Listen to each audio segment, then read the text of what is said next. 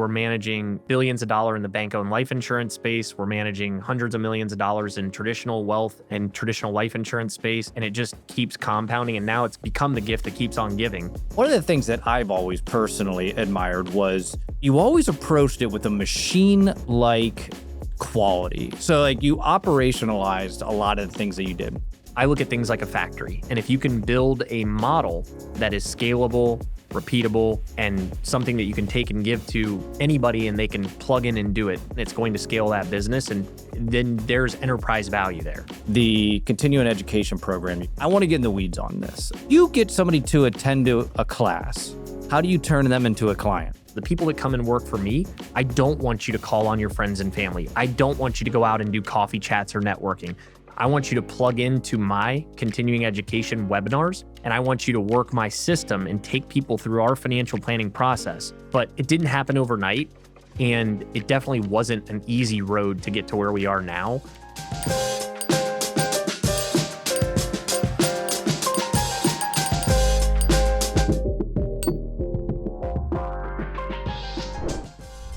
Eddie, I've been wanting you on the show for a long time. We've known each other forever, it feels like at this point. Yeah, what's it been, like 15 or 16 years? It's actually been a legit amount of time, right? And it's funny, like, you see your college friends and everybody knows each other. Like, you know each other as like from you're in college. Yeah, your degenerate days. 1,000%. Some would argue those didn't change, but here we are. Yeah. So here's what I want to start out with you, because I started my career out in a similar spot. Tell me about the beginning stages of building your practice. I'll tell you, it was a lot of trial and error. And so I got in, I'll give you kind of like the backstory. So the whole reason why I got in, everybody always asks, why'd you get into financial services? How'd you get into financial services? So a little bit of my background, and you know this, but the audience wouldn't know this, but I grew up in like upper middle class America. And my parents got divorced when I was 9 years old. When my parents got divorced, my dad lost everything. So I went from like upper middle class to basically like low class, where my mom was on food stamps and she was cutting our friends' parents' grass to keep us in a decent school system. So like from 0 to 10, I kind of saw like both sides of life, like wealthy and poor, in like a very short amount of time. So that kind of like opened my eyes up to like, what does the future hold? And as I got into high school and middle school, I moved into a very affluent community, but we were the poor kids in the affluent community. And so that exposed me to a lot of different walks of life and people. And we didn't have anybody helping us with our financial situation. And that put a lot of like stress and strain on us going through high school and then into college. And then when I was in college, I mean, you know this, but again, the audience wouldn't know this, but I started a promotion and nightlife business while we were in school. And I did that in response to my family not being able to afford paying for me to go to school. Those Lodge Bar buses, baby. Yes. No one's going to get that reference whatsoever. Yeah. So in school, the way that I paid my way through college was I started a business getting all of the frat and sorority sisters and fraternity brothers down to a certain area. And I brought them to bars and I was earning a piece of the revenue from the bars. And believe it or not, when I was 19, 20, 21, and 22, I was making like 50 to 80,000 a year while I was a college student. And back then that was a lot of money. Today, for sure. Today that wouldn't be, but it was a lot back then. And so then when I got out of school, I was one of the few people that said, you got to sever ties with the college job and you actually got to get into corporate America and put the big boy pants on. And so I got out of it very quickly. There was a lot of people that stayed in the bar scene and kind of stayed there forever and never got out of it. There's still some people there that were there when we were there partying. And that just wasn't the path that I wanted to go down. So when I was in school, I gravitated towards finance naturally, just because, again, we didn't have a background in it. We didn't know it. We didn't understand it. And I was like, Ed Milet was just starting to get popular. And, he had this one skit that he did called The One.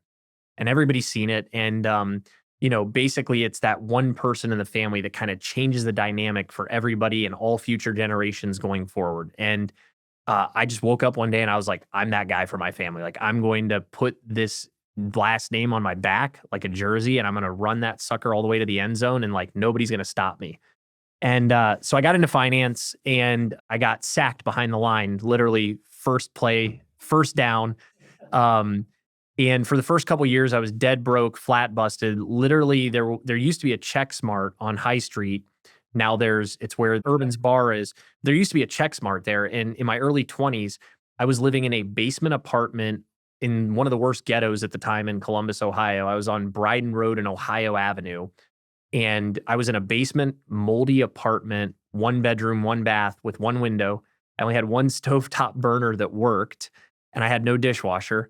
And I had a broke down Nissan Sentra. And at the time, I was just like, I really have nothing. Like, I'm already at rock bottom. I can't go any further down. Like, the only further place down is bankruptcy. So I'm like, you can either go up or you're going to fail and you're just going to go into corporate America and work for somebody else. So I just kind of, put my head down and grinded for a handful of years. I quit drinking for a couple years in my 20s, and I was just laser focused on like delivering amazing service to people and crushing it in the insurance and financial services industry. And probably about like 26, 27 is when things really started to kind of take off for me.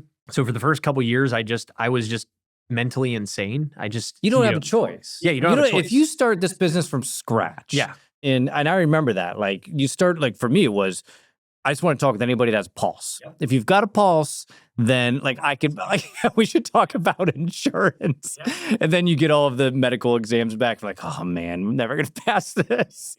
So go ahead. Yeah. So then like mid 20s, I started to actually get some traction. I moved out. I opened up my own office. I worked for two individuals that are like mentors of mine in the business, and they were older than me, but they were still young enough where they were going to be in the business for quite some time. And I really didn't see a pathway where I could buy them out. And so, kind of that journey every single year, I'd sit down with them and I wanted more, and they couldn't give me more, and which was rightfully so. And No, it's not their fault. People get stuck in this all the time. It's really tough. what ended up happening was I made a decision that I was going to, kind of start my own thing, do my own thing. I wanted to be out on my own. And so, that's what I did. I basically took the reins and kind of took control of life and then ran with it. And then now 14 years later, I've got 12 full-time on my team. We're managing billions of dollars in the bank-owned life insurance space. We're managing hundreds of millions of dollars in traditional wealth and traditional life insurance space, and it just keeps compounding. And now it's kind of become the gift that keeps on giving. But in the beginning, it was hard. Yeah, and one of the things that I've always had a ton of respect for is, and just to add to that, right? You were number 2 risk management professional in Ohio, according to Forbes, top 100 in the country. So like all the credibility's there. But one of the things that I've always personally admired was 2 things. One, you just didn't it's exactly what you just said. It was just like, I've got a goal and I'm blasting through it. And you called everybody, and everybody would hear about it from everybody.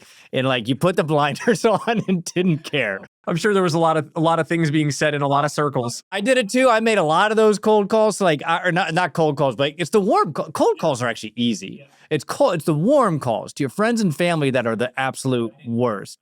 Oh, that was number 1. I respect. Number 2 is, you always approached it with a machine-like quality. So like you operationalized a lot of the things that you did.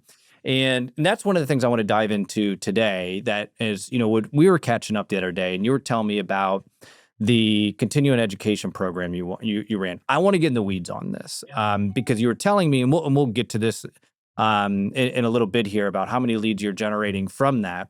But let's break this down. Where did this idea come from? So I've speaking on the operational side of things, you're absolutely correct. I've always thought about any business kind of how Henry Ford thought about Ford Motor Company. And I look at things like a factory. And if you can build a model that is scalable, repeatable, and something that you can take and give to anybody and they can plug in and do it, simplicity is key.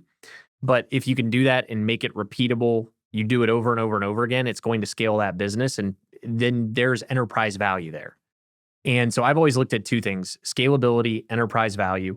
And early on, I honed in more on process, not product.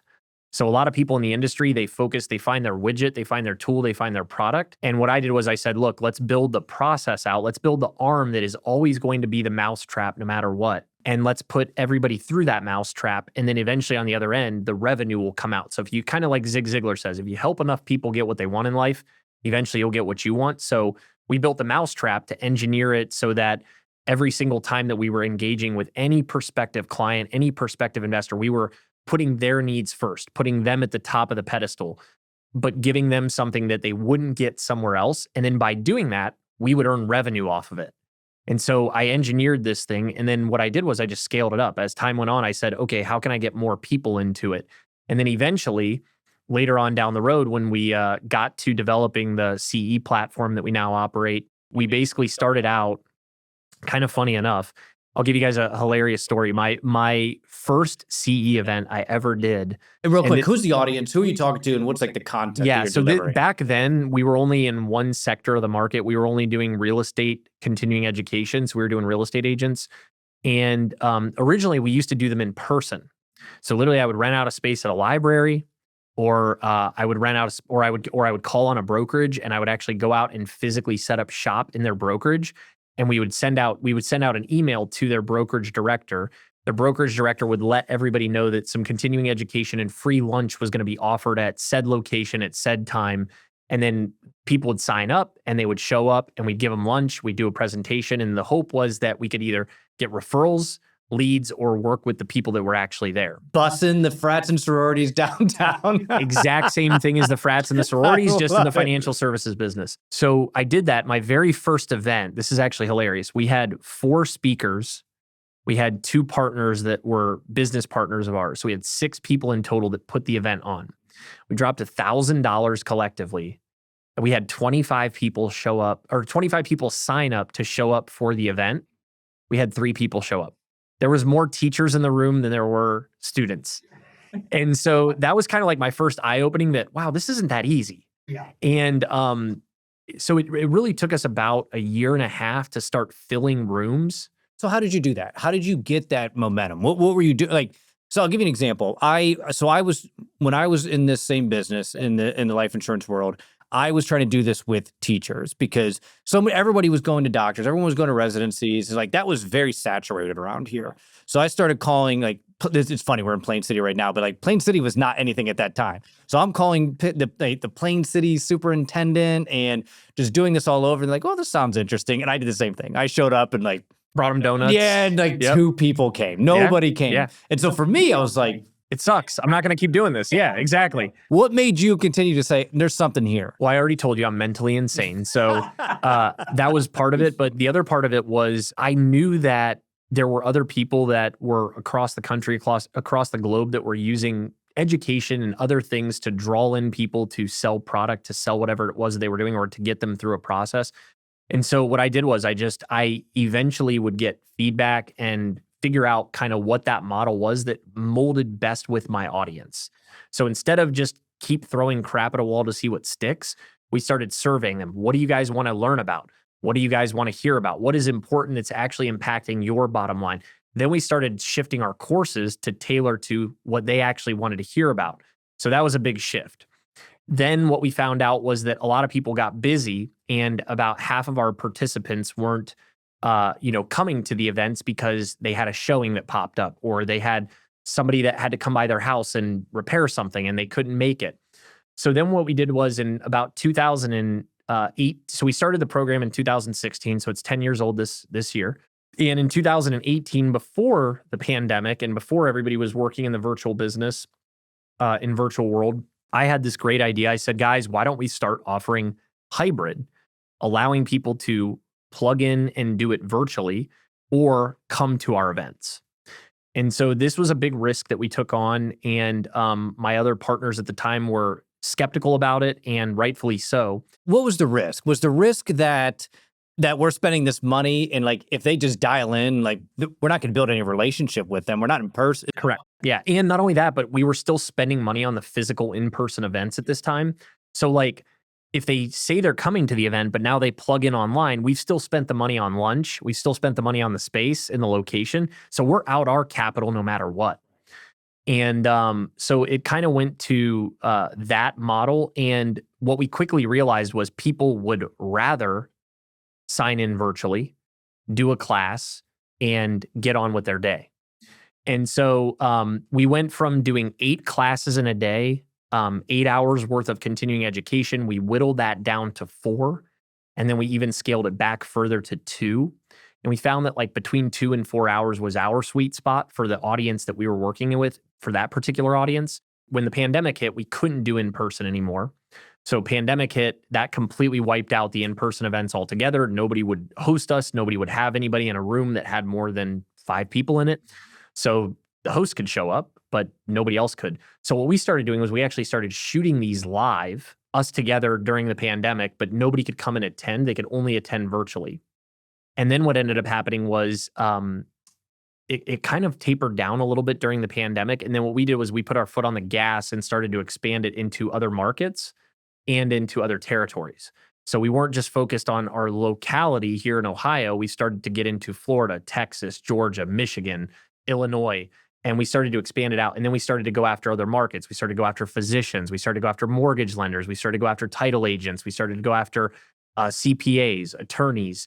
And so now we've built this into a machine that now feeds our wealth management business, but it didn't happen overnight. And it definitely wasn't an easy road to get to where we are now. And so I've learned so many lessons over the last decade focusing on that aspect of the business, but it has become one of the main pillars of our business for our business. Well, that makes total sense. I got a handful of questions I want to dive into in what you just said. What does the flow look like between, okay, you've now, what I'm hearing you say is like, okay, now we've actually created content that they want, and this is getting them to attend. We move this from in-person to virtual because they're all real estate agents. So like they could have a showing. Somebody says, I need to go see it right now. Like they're going to go do it. That's just like what they're going to do. That's their business. They got to go get money. 100%. So you get somebody to attend to a class. What happens there? What does that flow look? How do you turn somebody from an attendee, in which you're adding value, right? Law of reciprocity. So like there's some of that going on here, but you've got an attendee. How do you turn them into a client? So that's all back to that process-driven orientation that we built. So we also have a model that for all of our advisors that work for us, so we're a little bit different than most firms. When people come to work for us, like most firms, you remember this, when you worked in the private wealth space, you go to work for any of these big box carriers, any of these big box companies. First thing you do when you walk in the door, they're going to give you a Project 200. They're going to tell you, hey, pull out your cell phone, start writing down everybody you know. You're going to call on those people. You're going to bring me on an appointment, and you're going to have me sell them on it. You're going to phase out of the business in 6 to 12 months, and that's now my client. And thank you for helping me build my book. That's how the industry is set up right now. What we've done is completely the opposite. We flip that on its head. What we tell people is, look, I've built a lead magnet, a lead machine. So the people that come and work for me, I don't want you to call on your friends and family. I don't want you to go out and do coffee chats or networking. I want you to plug into my continuing education webinars, and I want you to work my system and take people through our financial planning process and get them all the way through it. And I'm going to collect a piece of the revenue for the lead, and you're going to collect the majority of it for doing the plan, building it out, selling them on why they should work with us. And now it's an equitable relationship where it's not one-sided, where the advisor that's the older senior advisor isn't taking advantage of somebody that's younger. It's more in the favor of helping them get off the ground and build a business for themselves, but not by themselves. That all makes sense. Although I would say, yes, if I'm probably not as draconian in like the pure purposes that they're going to shift out, but you can't deny it's a very high attrition rate. And oftentimes those clients do stick with that company, whoever brought them on. And the Project 200, that's like pretty standard issue pretty much everywhere you go. Everywhere you go. I mean, that's our sales pitch. When we tell people to come work for us, I go, our difference is I'm going to give you leads. I'm going to feed you 1,000 to 2,000 people a month that are qualified, that have clicked to opt in. They want to meet with somebody. They have pain. They have a problem. They have something they want solved. And your opportunity is you get to go build a relationship with them because of the credibility that I brought to the table. And now all you have to do is build that relationship and sell them on why they should want to work with us. Makes sense. It's a great mousetrap and a great way to get somebody going. Okay, so you mentioned they click. So is that like, what does that look like? The class is over. What Like, what are they getting? Are they getting an email to opt into this? There's an entire process. So What's that look like? Yeah, entire marketing process. I can't give you all the details and all the sauce, but I'll give you high level most of it. So during the course, we're tailoring the courses specifically to the audience that is on the other end. So in the courses are generally they have some kind of a hook towards one particular product in the wealth management space, and they're very specific in nature. So we'll have one vehicle and we'll have 7 or 8 use cases on why you could or should utilize this in your portfolio and why it makes sense for you. And so instead of going after building the relationship and trying to take them through a basic financial planning process, we go for something that triggers them, that is a pain point that they're dealing with in their own finances right now. Would an example be, I'm a real estate investor. I'll give you a real life example. Yeah. So I'll give you a few. So real estate investor paid a huge amount of taxes. How do I reduce my tax liability now? Okay. So we'll talk about different ways to do that. And then we'll give them actual solutions that they can take back to their CPA or their financial advisor. If they don't have one, at the end of the presentation, we'll put up a link. Normally, we would charge like $1,000 consultation fee for, engaging with them. We'll wipe that consultation fee off the table, and we'll say, hey, if you guys click and schedule today, right now, you guys can get a meeting on our books, and you can walk through this process to learn about X, Y, or Z at that time. So we'll get the transaction done then, and then after the transaction is complete, we will go back and try and build a deeper relationship, go out and collect the other assets, go and try and do a more in-depth fact finder. So we call it building transactional relationships. You're getting the transaction now because you're solving a problem that they're actively looking for. And then you're going back and actually showing them that we can provide immense value on a bigger scale for whatever it is that they're trying to achieve long term. Well, you've done the work up front. Correct. And you're not presenting something that's not relevant to what they care about, because you mentioned you did the surveys, you did the research ahead of time. Yes. So, and then you've got somebody that's like, they're already opting in. So that's somebody with a known problem that you're teaching them how to solve. If they go solve it on their own, great. But odds are they're probably not. Why would they be on this if they could solve it on their own? So at that point, now we're booking them on the next one. Yeah. And I'll tell you, it's kind of funny. Like what we've learned going through this entire process is that there are so many regulations, red tape, rules, laws that prohibit people from doing what we do. It took us probably 3.5 to 4 years just to get that front end stuff dialed in. Every state has different state departments that you have to get specialized licenses for to teach these courses. You have to have in certain states, we had to open up schools. So we literally had to open up a school to be able to just teach classes, and we're giving the classes away. So in certain states, we have to have a physical location. So I had to go out and buy real estate in some of these states and have an actual physical address. I've had to partner up with schools and become an educator for live schools that are actually in practice right now.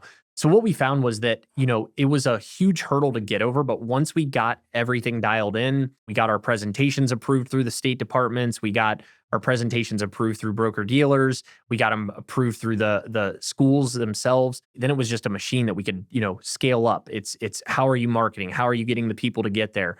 And then getting the marketing dialed in was that was the challenging part. And then once we got that dialed in, it kind of has just snowballed since. So now it's word of mouth. And we're getting anywhere from 2,000 to 3,000 per event that we host that are showing up to it, and we're scheduling anywhere from 80 to 120 meetings before the meeting even ends, and then over the next couple of weeks, probably another comparable amount to that for our team, and that number continues to scale and grow. So we're getting we've hosted events where we've had 2,500 people on a Zoom, and they're just there to learn for continuing ed for whatever sector of the market that they're in. And, but yeah, real estate has become a big niche for us. CPAs, attorneys, physicians, mortgage lenders, and title agents have all as well, but they're kind of secondary markets to the real estate agent market. Well, you guys cornered it, and you probably you picked an area that not everyone's going for. Yeah. Those other ones, everybody in this space, maybe not the title agents.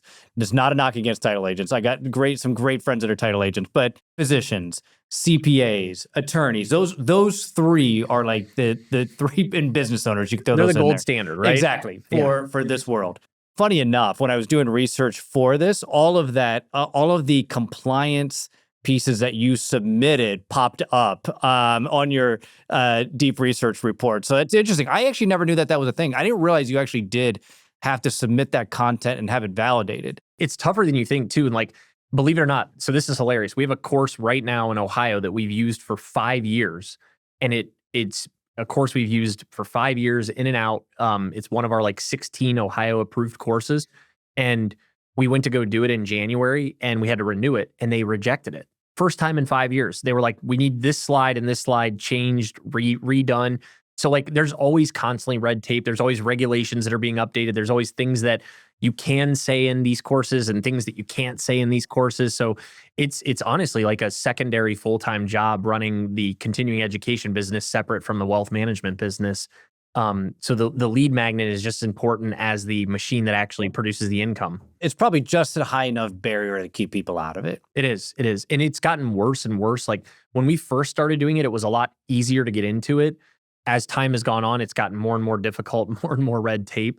And the barrier to entry has gotten harder. Also with the FTC and the Federal Trade Commission, they've made it difficult with, spamming people on messaging and things like that. So we have to get people to opt in to be on our list before we can even send them out an invite for our thing. So we have to have like compliance approval on that side of things too. That never existed before 2018. There's a lot of things that have shifted in that industry where it's you can't just, start text messaging everybody in your phone and saying, hey, come to my course. You'll get arrested. So, there's a lot of compliance and red tape and oversight that wasn't there 10 years ago that's there today. Okay, so I want to back this up a little bit. You mentioned the marketing piece was the hardest part. And one of the things I wanted to dive into is, my guess is, you started this locally, I'm assuming? I did. Okay. I did. Yeah. So you probably... First event we ever did was in Newark, Ohio. And that's why 3 people showed up, because there's only 3 people in Newark. Well, you got them all, so that was good.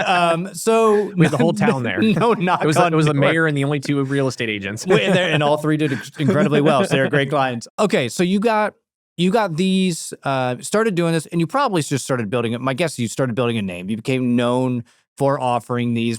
You're probably an easy way for people to get. Nobody likes to do CE credits. Anybody that has to do CE credits, nobody likes to do it.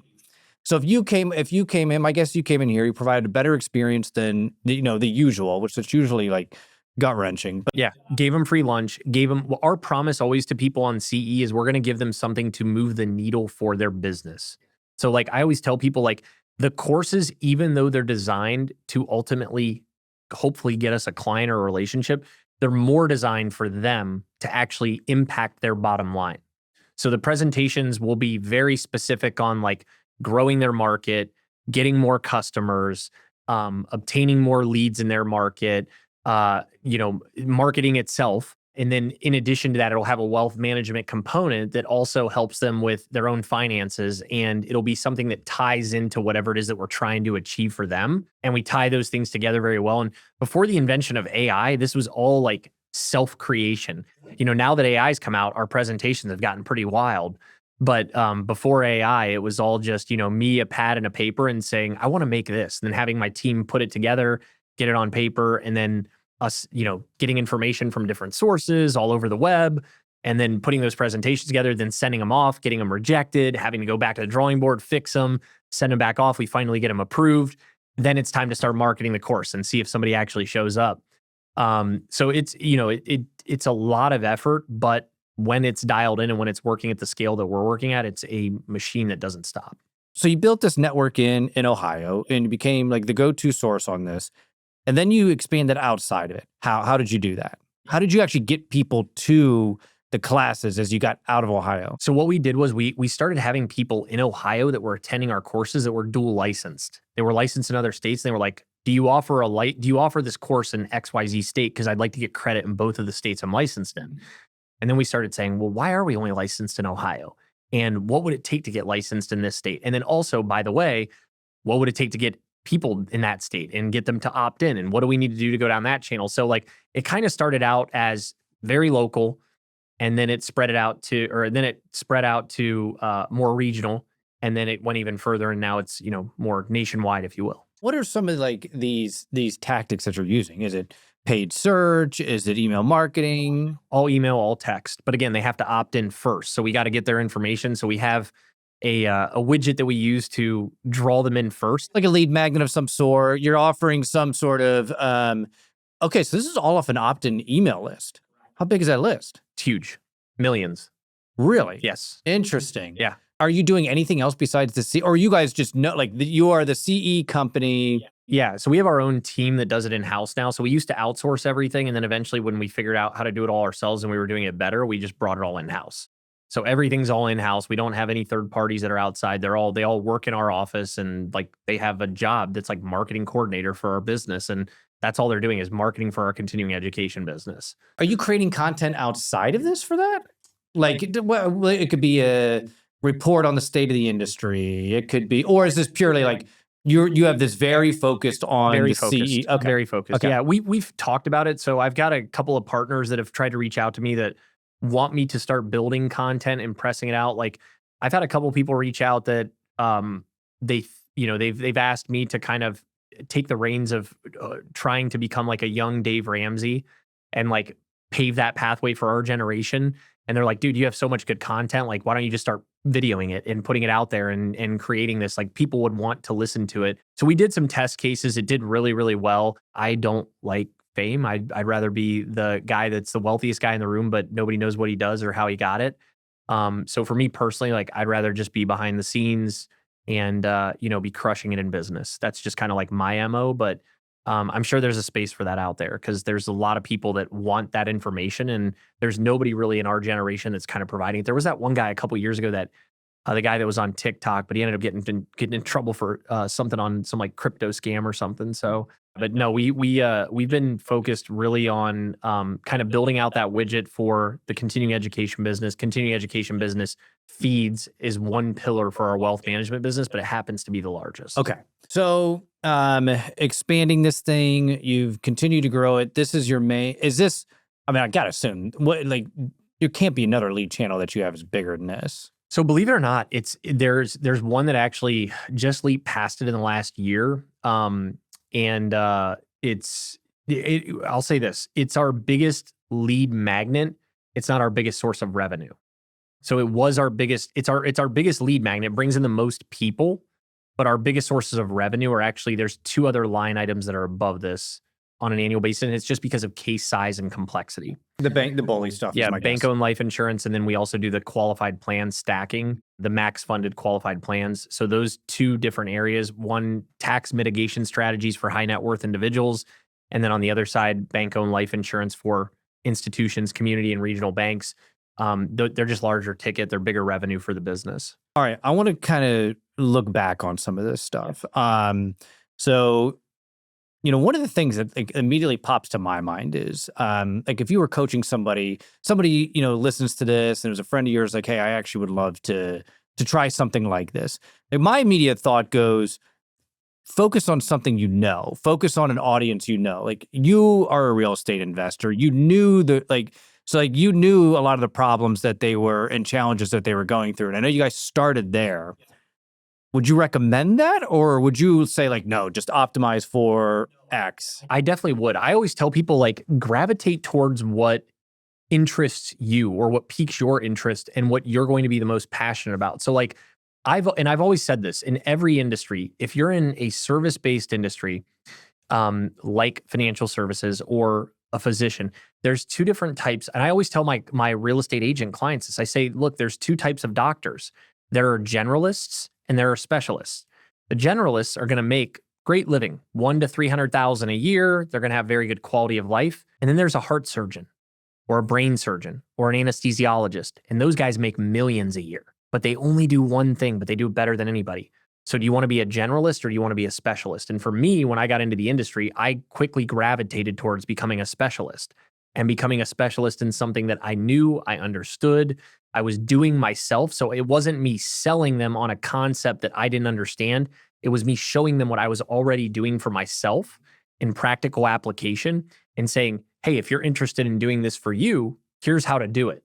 Here's how to pave that way forward. So all I did was I took all the information I was learning for me and I just applied it towards them and said, how can I build this model that creates exactly what I'm creating for myself for other people. And if they're interested in that concept, then just expand the concept.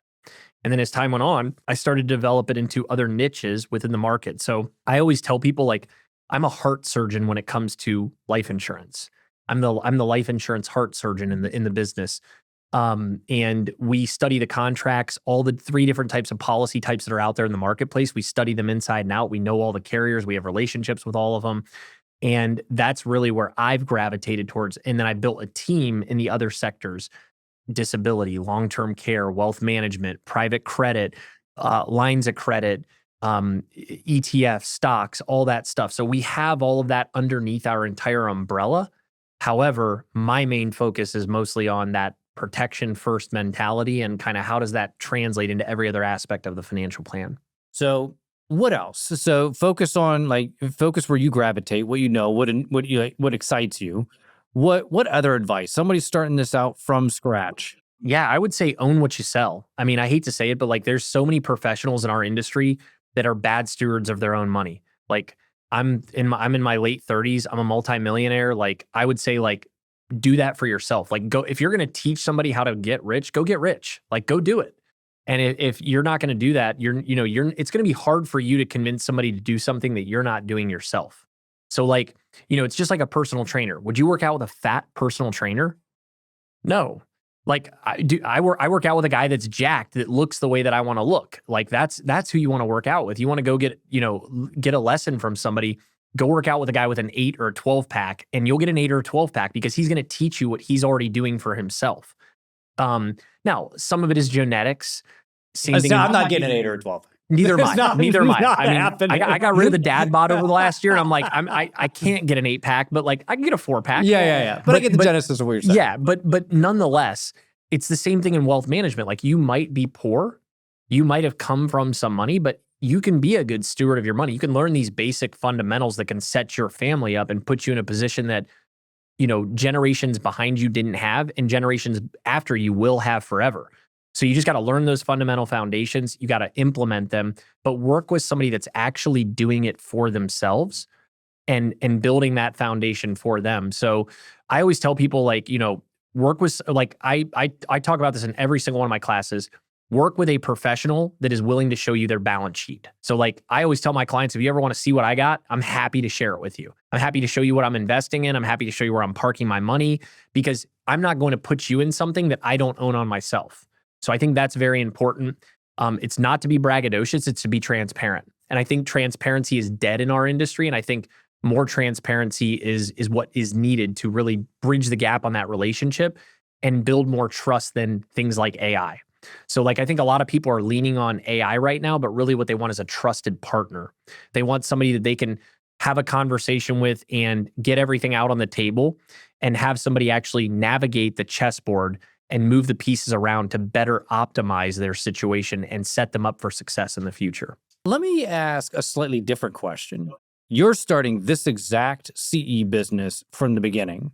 What would you do differently?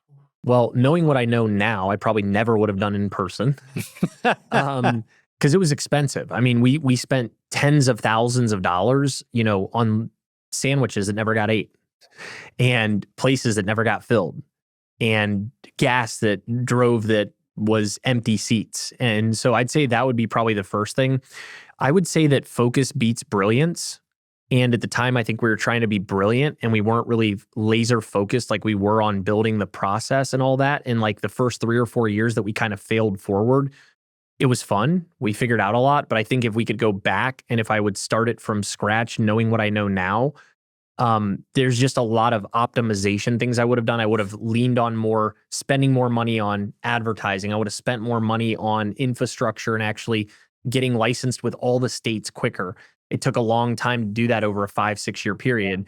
I would have spent more time building out the course Rolodex. Courses got stale in the beginning. We were showing the same ones over and over. I would have spent more time with offers at the end.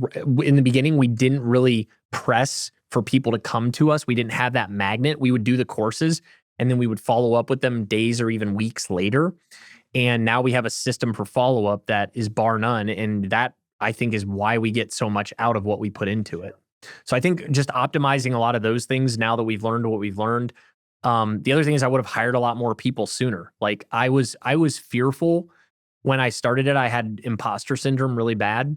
I mean, a lot of founders do, but like I was actually just at lunch with a buddy from my country club today, and he was like, he was joking. He owns a business. He's a business owner as well. He's in tech also, and he was joking with me. He's like, he started a sock business, and he was talking about how he walked in the room and he's like, all these guys are around me, and it's like I was the guy that signed my name on the paper, but like I don't have any skill set that's better than them. And like you, as a founder, you go through that. Like you're like, I'm no smarter than anybody in this room.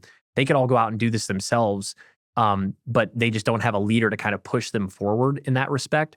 And so in our business, I think the biggest and most important thing is just to focus on kind of building out that process first, not focus on the product. Make sure that that's dialed in, do the research, minimize the expenses, maximize your TAM, your total addressable market, and then build that out and then execute on it.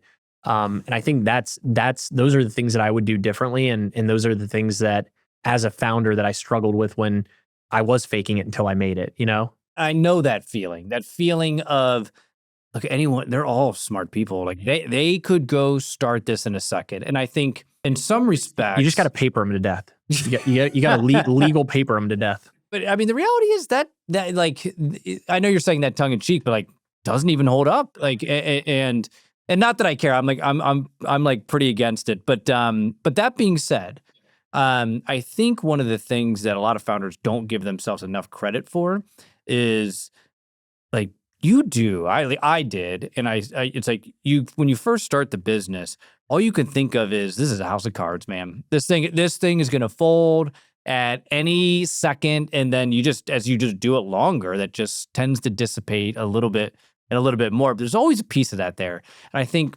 that's a lot for a founder who's wired that way to deal with. It's a lot. It's a heck of a lot for somebody that is not a founder to deal with that, because that can be pretty overwhelming. Yeah, and I'll tell you what, it's actually funny. So 5 years ago, I left and went completely out on my own and started my own business. And I was affiliated with a broker dealer and a company before that. And when I left, the company that I left, they tried to take my model and do it without me, because they were working on it with us while we were there. And they did it for about 6 months, and then they realized how difficult it was and that it wasn't as easy as I made it look. And they quit. They threw in the towel after like 6 months. I haven't seen them in the space anymore ever since.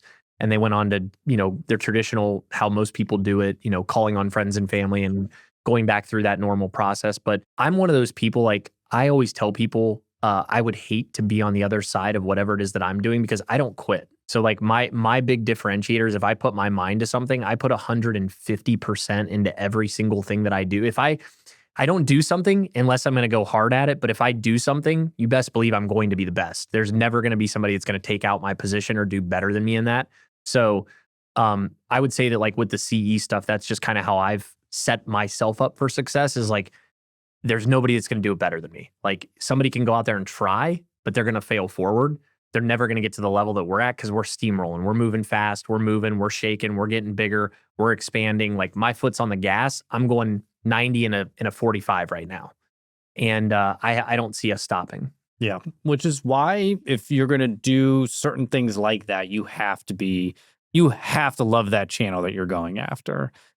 Bill Gurley had said something like, it's like if two people are doing the same thing and one loves it, is obsessed with it, doesn't matter if they're equally as smart as each other, that person's going to win all day long. And I totally agree with that. Yeah. In my 20s, it's funny, like looking back, a lot of people would say, man, like, I look at time now that I have children. So I've got 3 kids under the age of 5, well, under the age of 6. My son's about to turn 6 in like 30 days. It's crazy. He was born the day the pandemic started. Talk about a wild story. But anyways, we like time has flown by over the last 6 years, and it's moved very, very fast. And for me, the one thing that I always tell people is like, time can either be your best friend or it can be your worst enemy. And in my 20s, the thing that I did that was a differentiator was when majority of my friends, not all of them, but majority of my friends, when we were in our 20s, they were out drinking, partying every single weekend. And I knew that that was going to be my time when I wasn't married and I didn't have kids to separate myself from the pact. And so in my 20s, I gave up drinking. I did not go to a football game on a Saturday for 3 years. So like when I was 23 to 26, all my friends were out partying every weekend, going to Ohio State games. I was dialing in my own office, locked in on Saturdays, not partying, not having fun. Sunday was the only day I took off. And those are the kinds of habits and disciplines that I built into my life early on that paid dividends 10, 15 years down the road. Now that I'm 38, I don't have to go out and do networking. I don't have to make phone calls because I have a lead magnet that's bringing me in things because I put in that infrastructure 15 years ago, 14 years ago when I started in the business, when all my friends were like, I'm going to go out, I'm going to party, I'm going to go out, I'm going to do this. And like maybe for them that worked. For me, it was like head down. I've got a vision. I want to build this thing. And I didn't let anything get in my way. I respect it. I don't give up those Ohio State games for anybody. Eddie, this is a perfect place to wrap it, brother. Thank you for coming on. This is a lot of fun. Yeah. Appreciate diving in all the details on this. This was excellent. Yeah. Thank you so much for having me, man. I really appreciate it.